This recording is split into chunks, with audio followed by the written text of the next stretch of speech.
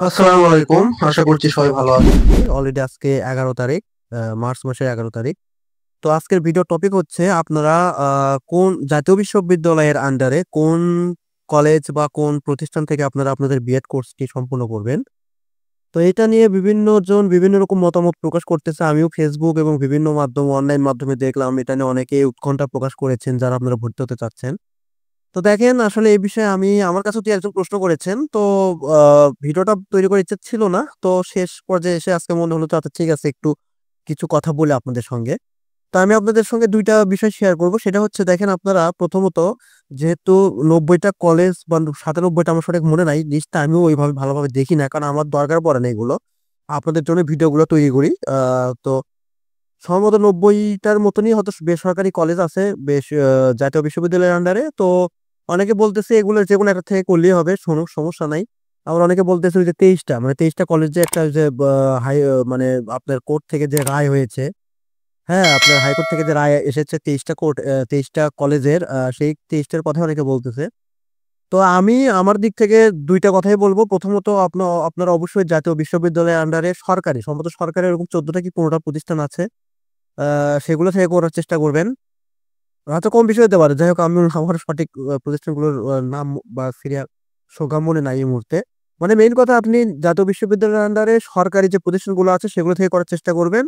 আর যদি সেগুলোর থেকে আর হ্যাঁ, সরকারি ক্ষেত্রে অবশ্যই একটা কথা খেয়াল রাখবেন যাদের এটা যেহেতু অনার্সের সিজিপিএর ভিত্তিতে রেজাল্টটা হবে বা মানে রেজাল্টটা আসবে যে আপনি ভর্তি হতে পারবেন কিনা। সেক্ষেত্রে যারা ৩ পয়েন্টের উপরে বা আপনারা 3.50 র কাছাকাছি তারা অবশ্যই চান্স পাবেন। আর যারা একেবারে ৩ পয়েন্ট পেয়েছেন বা 3.05, 3.03, 3.07 বা 3.1 এর নিচে বা হ্যাঁ, এরকম যারা আছে তাদের ক্ষেত্রেও অনেক সময় চান্স নাও হইতে পারে। আবার হতেও পারে মানে আপনার একটু দোলাচলের মধ্যে থাকলেন আরকি। কোনো টানা হ্যাচড়ার মধ্যে থাকলেন। কোনটা হবে বলা মুশকিল। তবে আপনাদেরও আশা আছে। অন্ততপক্ষে ৭০% আশা রাখতে পারেন। আপনারা চান্স পাবেন আশা করতেছি। আর যারা 3 পয়েন্টের নিচে তারা বেসরকারিতে চেষ্টা করবেন। মানে বেসরকারি ক্ষেত্রে আমার ২ নম্বর কথাটা। ২ নম্বর কথা হচ্ছে ওই যে ২৩ টা মানে কলেজের কথা বলা হয়েছে, ২৩ টা প্রতিষ্ঠান। ওই ২৩ টা প্রতিষ্ঠান থেকে আপনারা করবেন। হয়তো ৯০ টা প্রতিষ্ঠান আছে। ও ৯০ টার মধ্যে থেকে ২৩ টা। সেই ২৩ টা থেকে করবেন। তো এই লিস্টটা আমি দিয়ে দেব। সমস্যা নাই। এখানে মনে হয় আপনার আ যে ২৩ টা কলেজ আছে সেখান থেকে আপনারা করার চেষ্টা করেন।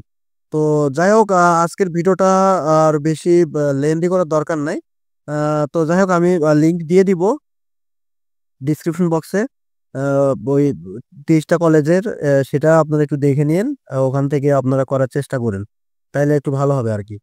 আর সবথেকে বড় কথা আ আপনারা হুম, যারা এখনো ভর্তি হন নাই একদম লাস্ট ডেটে গিয়ে ভর্তি হওয়ার চেষ্টা করবেন না।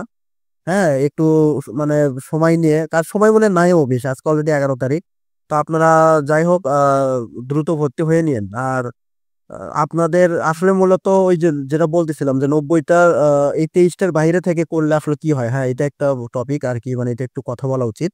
এই ২৩ টার বাইরে থেকে যারা আপনারা আ বিএড সম্পন্ন করেছেন তাদের ক্ষেত্রে তাদের যে মানে এই বিএড স্কেলের যে ফাইলটা পাঠাতে হয় আপনাদের জেলা শিক্ষা অফিসে মানে ডিডি মহোদয়ের কাছে। তো তিনি কিন্তু এই ফাইলগুলো তারা মানে বাংলাদেশ আমি যতদূর জেনেছি ২-১ টা মানে মানে বেশিরভাগ জেলার ক্ষেত্রে আরকি। ২-১ টা বাদে হয়তো বেশিরভাগ জেলাতেই যারা আপনারা এরকম শিক্ষক হয়েছেন তাদের বেশিরভাগ জেলা শিক্ষা অফিসেই আপনার এই ফাইলগুলো মানে ডিডি মহোদয় মানে রিজেক্ট করতেছে, গ্রহণ করতেছে না।